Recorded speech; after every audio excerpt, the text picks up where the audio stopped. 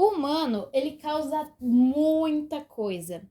Porque tá lá a montanha, de boa, lá no lugarzinho dela, com seus agentes endógenos e internos, peguem a referência, lá e vem lá um homem, uma mulher, uma pessoa e joga químico e transforma aquecimento global, mudanças de temperatura constantes. Tudo isso vai modificar e acelerar muito o processo de intemperismo e erosão. Então é importante notar que a ação antrópica humana acelera os processos de intemperismo e erosão, transformando assim a paisagem e as formas de relevo.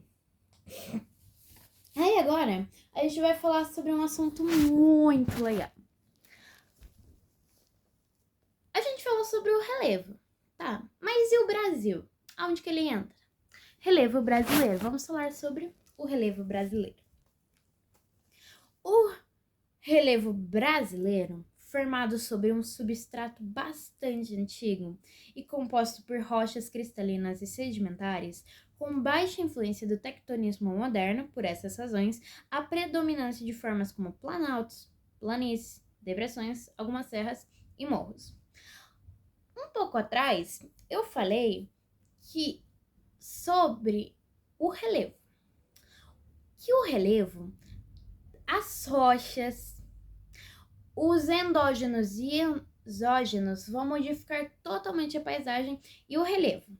Como o Brasil, ele está acima de uma placa tectônica, a placa sul-americana, e de acordo com os dados, como que acontecem os terremotos e as erosões? Acontece quando uma placa, ela se desloca, ela se choca, ela sobe em cima da outra ou abaixo, ou até se raspam como um gelo ali. Aí acontecem os terremotos, as explosões, as enchentes, os furacões. Beleza. Onde ocorrem muitos furacões? Chile, Estados Unidos. Mas por que no Brasil não ocorrem tanto? Já mais uma curiosidade aí. Por que no Brasil não ocorre tanta atividades, tanto vulcanismo, tanta tectonismo? Porque a gente está em cima de uma placa sul-americana. A placa sul-americana, a gente está em cima dessa placa tectônica. Então não tem como o Brasil ter muitas erosões ou tectonismo. A nossa faixa de tectonismo comparada com o Chile, Estados Unidos, é uma formiguinha, é muito pequena. Porque a nossa influência de tectonismo moderno é muito, muito, muito baixa. Então, a gente não tem condições de ter montanhas. Porque a nossa predominância de relevo brasileiro é o quê? É planaltos, é planícies, depressões, serras, morros, mas não tem montanha. Por quê? Porque as montanhas não tem como. O nosso relevo brasileiro não tem como entrar uma montanha ali. Então, a nossa predominância é planaltos, planícies, depressões, algumas serras e morros. Tá bom. Nosso relevo brasileiro maravilhoso, formado sobre um substrato bastante, muito chão, muito chão, muito chão, muito chão. Rochas cristalinas maravilhosas, um solo muito bom, muito proveniente, cheio de riquezas. Existem duas classificações. O nosso relevo do território brasileiro é dividido em duas partes, que são bastante utilizadas quando vamos fazer o estudo desse tema. Uma delas é do geógrafo Aziz Absaber. O Aziz Absaber, ele fez um estudo que foi feito no ano de 1960, mais ou menos. De acordo com essa divisão, duas formas de relevo são predominantes no nosso planeta. Mais especificamente, no nosso território brasileiro, o que predomina são os planaltos e as planícies. Quer dizer que não tem depressão, não tem serra, não tem... Não. É o que predomina. Aonde você olha ali, um planalto. Ai, tô andando de boa lá, fazendo uma viagem em família. Olha ali, uma planície, gente. É isso. Estas se localizam na região norte, na região do Pantanal, nosso bioma Pantanal, e por todo o litoral brasileiro. Os planaltos correspondem ao restante do território e são nomeados conforme sua localização.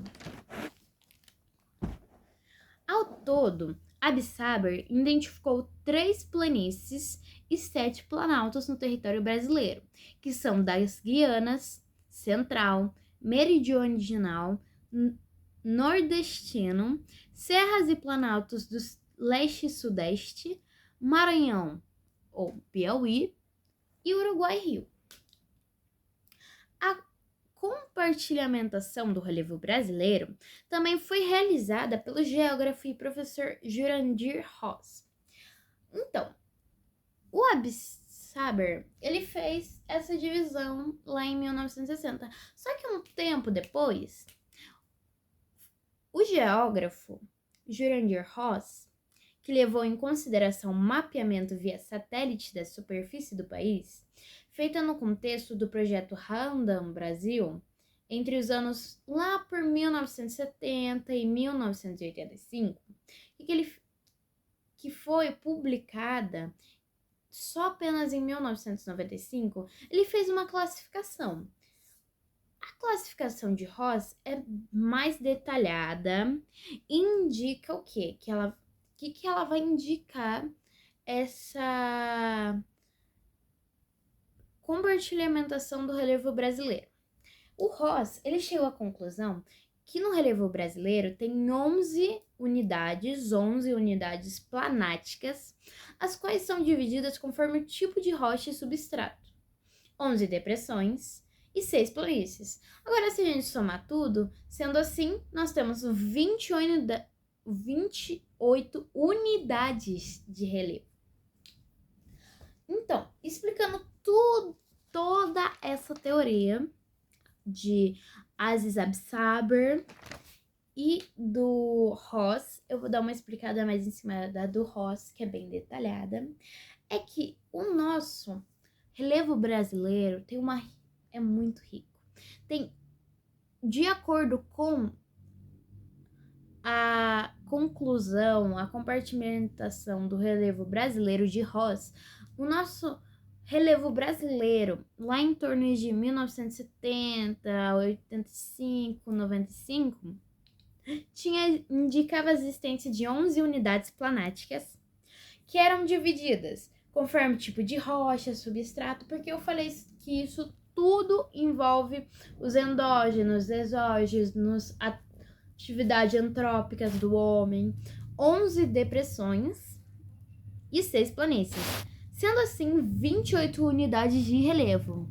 Nossa, eu gostei muito do seu podcast e eu gostaria de me aprofundar nesse assunto de planícies. brasilescola.ol.com.br tem todas as informações sobre relevo, depressões, planaltos, planícies, montanhas, tudo que você quiser, vai lá no nosso amigo brasilescola.ol.com.br ou vai lá no materiaescola.com.br que vai estar todas as informações lá para você, meus amores. Um beijão muito grande. Espero que vocês tenham entendido o que é o relevo brasileiro, o que é o relevo, o que é uma planície, um planalto, e que vocês usem, que vocês estão lá andando ali. Ai, eu vou fazer uma viagem. Olha ali, planalto. Vocês sabem o que é um planalto? Sabe o que é uma planície, meu amor? Não sabe, então, né? Tira uma onda com conhecimento, porque conhecimento é poder. Você tá lá, puxa um assunto relevo, gente. Relevo é uma coisa muito importante. Não é só pra escola, é pra vida, entendeu? Espero que vocês tenham entendido o que é relevo. Um beijão. Não esqueça de conferir os nossos próximos podcasts. Um abraço para todos vocês. Até o próximo podcast. E bendito seja o fruto do nosso rap. Sejam bem-vindos todos. Bem-vindos a mais um Podpageu com a Pietra Pontes.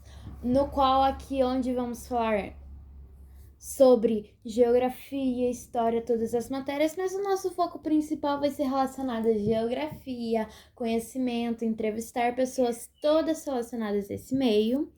E no Podpah Geo com Penetra Pontes de hoje, a gente vai falar sobre uma coisa muito interessante da geografia, relevo. Esse podcast ele vai conter o que é relevo, geomorfologia, quantos tipos de relevo existem, quais são os relevos brasileiros, 5 características de cada relevo, muito mais sobre o relevo brasileiro, explorar técnicas utilizadas, como diferenciar. Mas primeiro eu vou fazer uma pergunta. O que é relevo? Você sabe o que é relevo? Vem cá que eu te ensino. O relevo é a parte superficial da litosfera, camada sólida da Terra, e onde as transformações geológicas se expressam mais nitidamente, sendo também o local da habitação do ser humano e o maior da parte dos seres terrestres. Em síntese, podemos definir o relevo como o conjunto de formas físicas que compõem a superfície da Terra. A ciência que estuda a composição e variação das formas do relevo é a geomorfologia, que é um ramo de conhecimento que possui uma interface com duas ciências, a geografia e a geologia, conjunto de formas presentes na superfície terrestre. O que é o relevo? O relevo, mais simplificadamente, é o conjunto de formas físicas que compõem a superfície da Terra, no qual a gente já vai falando mais e se aprofundando. A ciência que vai estudar o relevo é geomorfologia. A geomorfologia ela é dividida em duas partes, em duas ciências, em duas coisas, a geografia e a geologia. Então vamos nos aprofundar um pouco mais sobre a geomorfologia. A geomorfologia é uma área das ciências da Terra responsável pelo estudo das formas superficiais do relevo, tanto em suas fisionomias atuais quanto em seu processo geológico e histórico, da sua formação, transformação. Esse campo do conhecimento é visto como uma área de interseção entre duas diferentes ciências, a geologia e a geografia. O conceito de geomorfologia está diretamente vinculado à etimologia da palavra geo, terra, morfo, forma, e logia, estudo. Assim, trata-se do estudo sobre a forma da Terra, ou seja, as manifestações do relevo e toda a dinâmica estrutural a ele relacionada. Significa que a geomorfologia ela vai estudar as formas do relevo, que é hoje em dia, mas também o passado dele. Como que aquele relevo surgiu, qual tipo de relevo ele é, como que ele está vinculado, como ele aconteceu. Não foi do nada que ele apareceu, tudo tem um porquê, uma razão, uma circunstância. Eles vão estudar toda essa forma. E o conceito da geomorfologia, a própria palavra geomorfologia significa terra, forma, estudo, estudo da forma da Terra. Então, a geomorfologia ela vai estudar sobre a forma da Terra, ou seja, o relevo da Terra e toda a dinâmica estrutural relacionada, tudo que eu falei, do porquê, do como está acontecendo, o que aconteceu para se tornar esse relevo, também pode ser para que esse relevo é relevante na nossa sociedade, o que ele vai auxiliar, ele tem algum papel fundamental, ele tem um risco, é bom relevo ou não? Ele tá ali por algum motivo, mas qual? Aí, agora a gente vai ver um pouco mais sobre o relevo como tipos de relevo. A partir de análises da geomorfologia, foram identificados 4 tipos de relevo, que são as montanhas, planaltos, planícies e depressões. O que aconteceu? Os geomorfólogos, até agora, eles encontraram 4 tipos de relevo, que são as montanhas, planaltos, planícies e depressões. Vamos explorar mais um pouco. Primeiro com as montanhas. Eu acho que você deve saber o que é uma montanha. Elas constituem as maiores elevações da superfície terrestre, podendo atingir milhares de metros acima do nível do mar, caracterizadas ainda pelas encostas íngremes e pelos vales profundos, formados entre uma encosta e outra. As montanhas e cadeias montanhosas, cordilheiras, são formadas pela ação de agentes endógenos, como vulcanismo, abalos sísmicos, placas tectônicas e seus movimentos tectonismos. O que quer dizer? Que as montanhas são as maiores elevações da superfície terrestre, são as maiores elevações, o maior relevo que está tendo o maior destaque, podendo atingir milhares de metros acima do nível do mar. Elas são formadas pela ação de agentes endógenos, como vulcanismo, abalo sísmico, placas tectônicas, movimentos, que a gente já vai falar mais sobre agentes endógenos e exógenos. Só que agora vamos ver algumas características sobre as montanhas. Possuem encostas íngremes, possuem acidentadas, geralmente em vales profundos, localizam-se grandemente em áreas de intensa atividade tectônica e vulcânica, elevações da superfície terrestre podendo atingir milhares de metros no mar. Então, o que quer dizer? Que normalmente elas estão acidentadas, se desgastando, mas não deixam a sua forma grande. E elas ficam localizadas geralmente em áreas com atividades vulcânicas, dessas onde tem maior predominância dos agentes endógenos. Agora vamos para os planaltos. Os planaltos são áreas elevadas compostas por feições planas ou onduladas, onde predominam a ação dos processos erosivos, isto é, que os agentes exógenos, exteriores, não é como as montanhas são os interiores, são vento, chuva, neve, alternância de temperatura, intemperismo, etc. Os planaltos, diferente das montanhas, eles se localizam acima dos 300 metros de altitude, são os mais baixos que as cadeias montanhosas. Eles caracterizam-se ainda pelas formas chapadas, como mesas mais lisas, topo plano, escarpas íngremes nas laterais. É a forma de relevo mais predominante no território brasileiro. O que eu quero dizer com isso? Que o Planalto, ele se destaca muito no nosso território brasileiro, que ele é bem menor, ele tem muito menos altitude que as montanhas, chegando acima dos 300 metros de altitude apenas. Elas têm feições planas e onduladas. As características gerais são que eles apresentam superfície mais ou menos plana, geralmente acidentadas e irregulares, não vai ser tão liso. As suas bordas normalmente aparecem como elevações de topo plano, com serras. Esse relevo encontra-se acima dos 300 metros do nível do mar. Agora vamos ver o outro relevo, planícies. Correspondem às áreas rebaixadas de feições planas, formadas a partir de processos para deposição de sedimentos pela ação das águas, de rios, lagos, mares e também geleiras.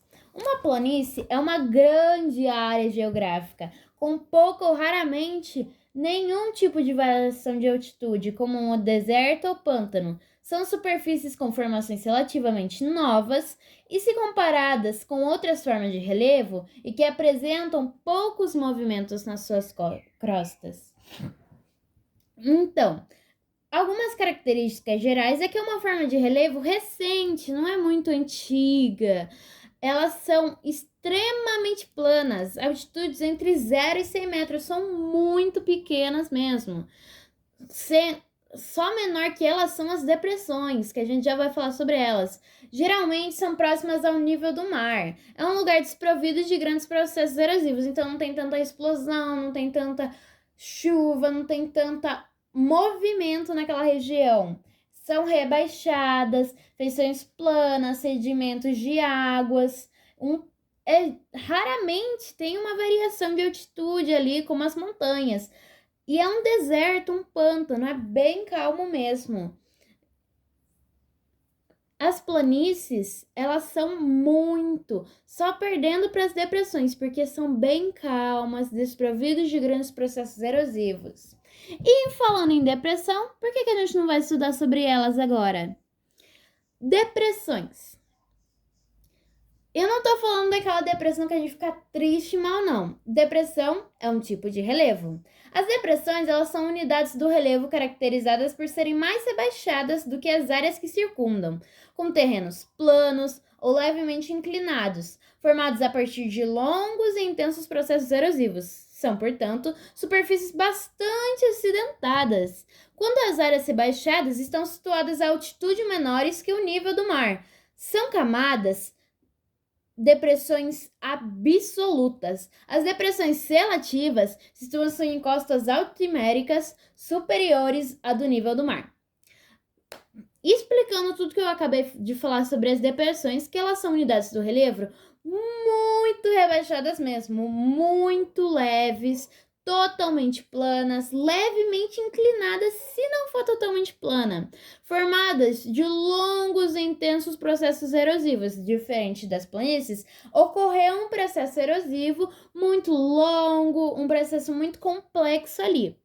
São bem acidentadas por causa desses processos erosivos, diferente das planícies e das montanhas.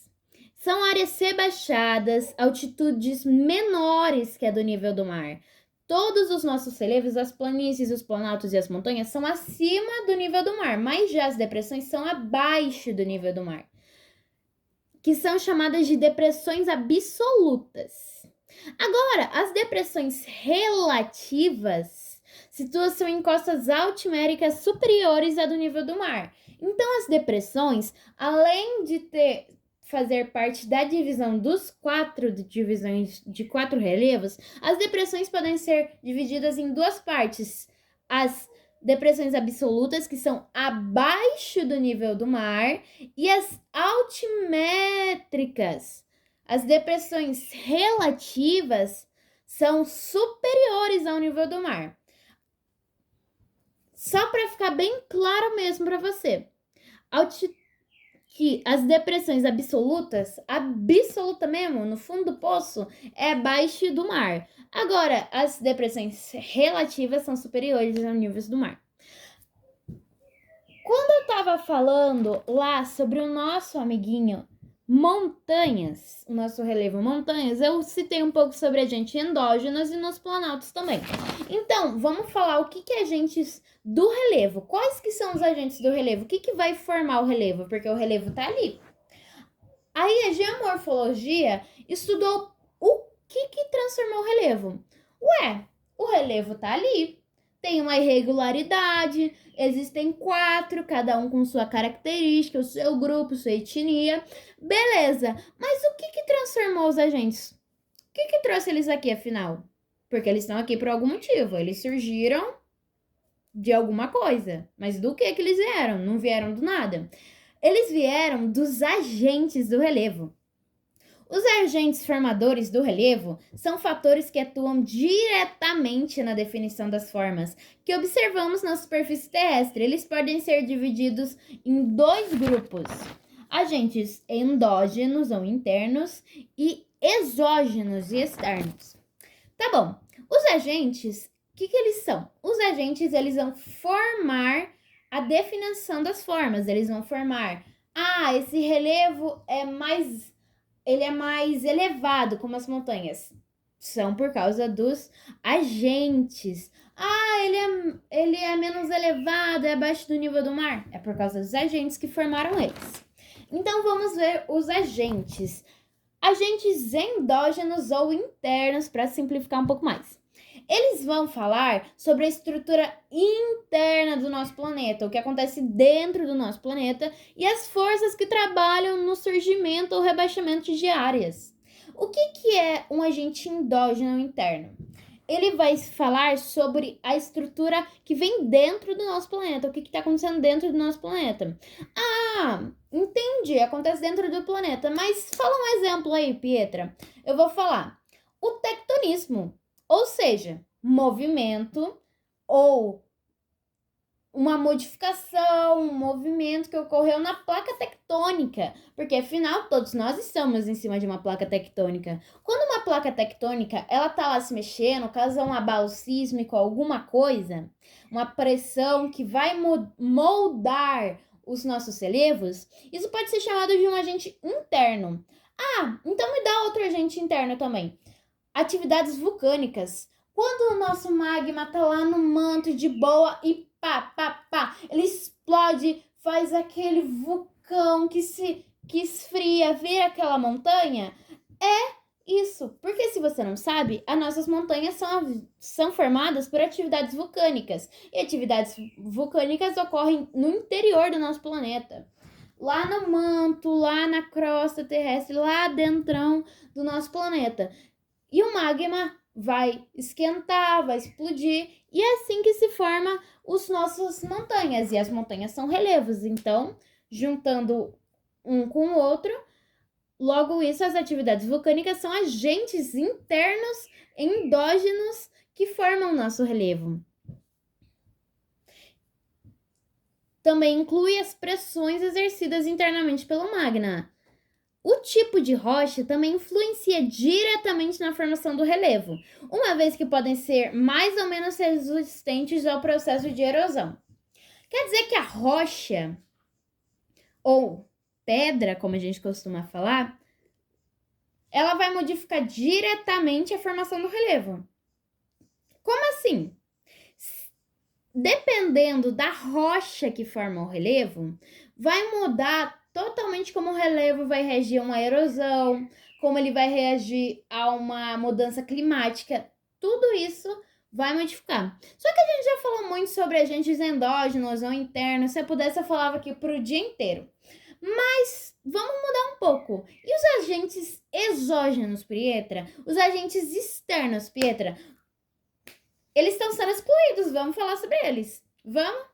Então, os fatores externos, os agentes externos, aqueles que ocorrem, são aqueles que promovem o intemperismo tanto físico quanto químico, tanto biológico, das rochas, os quais, por sua vez, podem dar origem aos processos que caracterizam a erosão.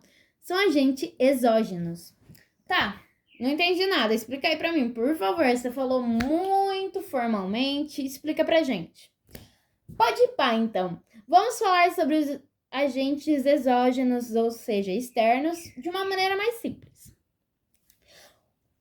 Agente exógeno, externo, é tudo o que vai promover o intemperismo físico, químico, biológico. Não entendeu ainda? É o que vai vir de fora. Ele é externo. Ele vai vir de fora. Então me dá um exemplo. Chuva, a água dela. Quando tá lá a montanha de boa e vem aquela chuva em cima dela, acabando com tudo. É um agente externo. Ventos, mares, rios, geleiras, variação da temperatura. A montanha tá lá de boa, fazendo o trabalhinho dela, brilhando. Aí vem aquele sol escaldante, racha ela, racha o chão, racha o solo. É um agente externo. E a gravidade, porque a gravidade, ela tá totalmente relacionada com isso. E é importante a gente notar, a gente perceber que a ação antrópica humana acelera todo o processo de intemperismo e erosão. Por quê? O humano,